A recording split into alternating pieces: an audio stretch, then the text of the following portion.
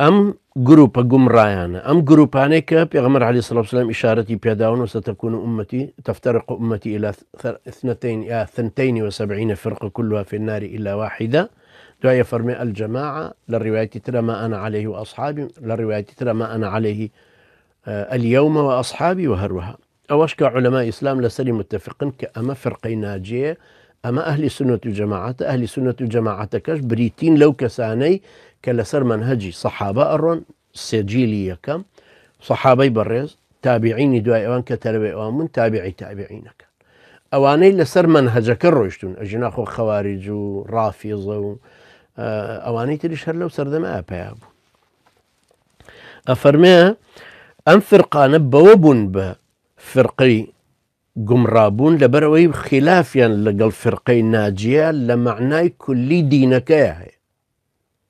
مثلا كما لقل الشيعة ويتويانا عليه وحي وهاتوا بس جبرائيل غلط يكردو دايتي بمحمد عليه الصلاة والسلام اي امانات دايري ايمان واسلامتي يشي ترى علي خوايا يشي ترى وحي بو فاطمة هاتوا امانا الناس اما اميك امام الشاطبي رحمة الله عليه بإشارتي بيداك أفرمي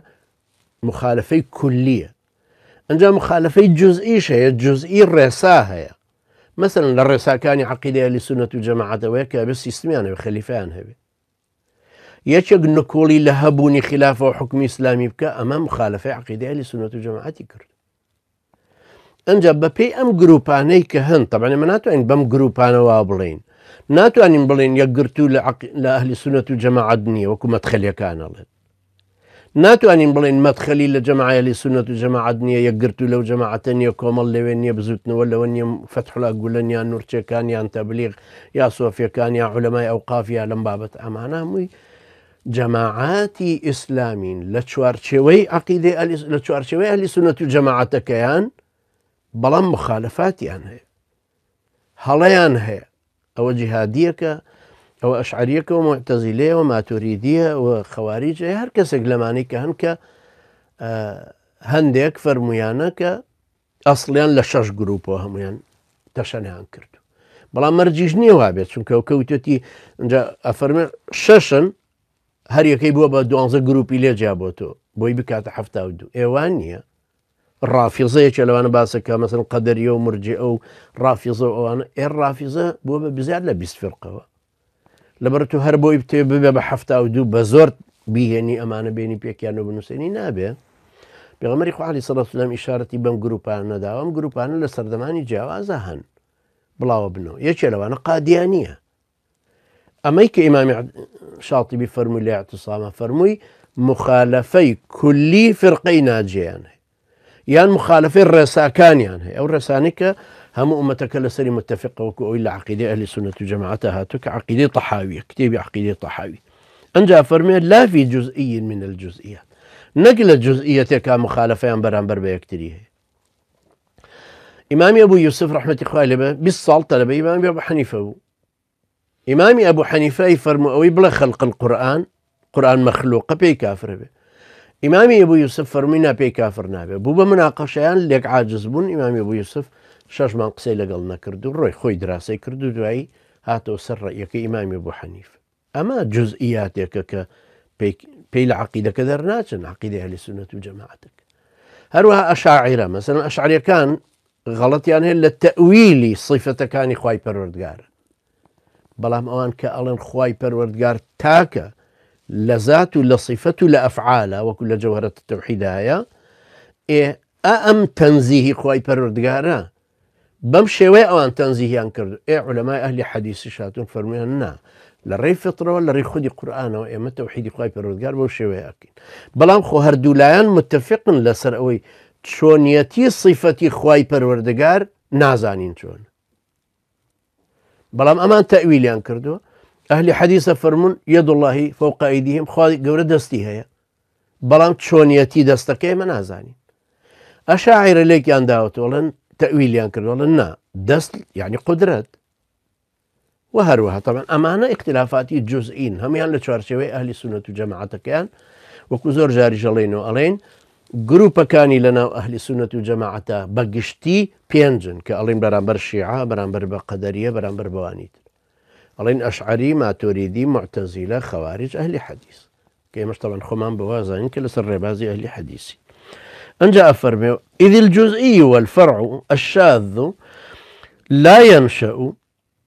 عنه مخالفة يقع بسببها التفرق شيعا، وإنما ينشأ التفرق عند وقوع المخالفة في الأمور الكلية. أما هر إمام الشاطبي فرمي لا اعتصام للا برا حوصة دوانزة فرمي لو عنيك اشتكي جزئي وشازن أما بسبب من ناوتري أو أنا فرقية شيتر. مثلا حنفي وقت دراسي مذهب كانكي لروي عقيدة بي لروي فقه بي لروي أصول فقه شو حنفي زورشتي عن جده لا فقه لا أصول فقه لا استدلال بلام هر جزء يكن لعقيدة أهل السنة والجماعة إيه زور لاختلاف الشان زور هي لقل سي إمام برزة كيترا يا سي مذهب كيترا كوابو هر كسي كشون قرآن والسنة كوتبو للري اعتقاد وقول وعمل وكلياتي أو هم يورقرتبو بابندبو بيوا أجر تأويلي كردبو هندرشت هر العقيدة أهل السنة والجماعة كيو درناش وإمامي ابن حجر عسقلاني إمامي نووي إمامي سيوطي إمامي باقلاني رازي زور لو إمام برز قورانا هم يان أبيني أشاعرا مثلا يان هنديش يان كوتونة الرأي كاني أشاعر علماء بريزش هم يان ريز يان ليقرتون بدرجاي تاريخ إمامي النووي وابن حجر كوابو ناتوانين بم جروباني أم سردم بلين أمانا أو جروبانا كابراي مدخلي وعليه كابراي مدخلي يكسر الله ابن مسعود فرمي خط لنا رسول الله صلى الله عليه وسلم خطا وتلا قوله تعالى وأن هذا صراطي مستقيما فاتبعوه ثم رسم خطوطا عن يمينه وشماله وتلا قوله تعالى ولا تتبعوا السبل فتفرق بكم عن سبيلي. أما الروايات حق صحيحة جاء أوان الله أما إيمين وإما طائفين منصورين إما فرقين ناجين إما عقيدة أهل السنة والجماعة كما ورقت لسر أو منهجين أي خلشيتر على خلشيترين أو بالرأي بفرديدية كهيتشيني أي بيشمانواني أو راستي كرد دواي طبعا لسرتاو سلفي كان وابون دواي كما تخليش بها ولا ضمني سلفي كانوا دواي سلفي علمي بها وسلفي حاكم بها وسلفي هي جروبي تر أنواع مشكالين دي بها نعم تواني وابلين أنجا هرية شكلوان أويتر تبديعك أو تفسيقك ولا أولى سر منهجنا ما ولا أولى سر منهجنا ما يصل كردستان شا طبعا بينينك شون أوان كوتونة أو كجاران بخلشانود يصخوان كوتونة وناوي لبرو من بيمواي أو كسيك بالرواي بفرديدينيا نلا دقي قرآن وسنة يجيشتو نلا واقع كشتيجيشتو شكو هردو كانوا فرزة كان لسري كأبي بالرواي بفرديديها بس حتما مختلفة بين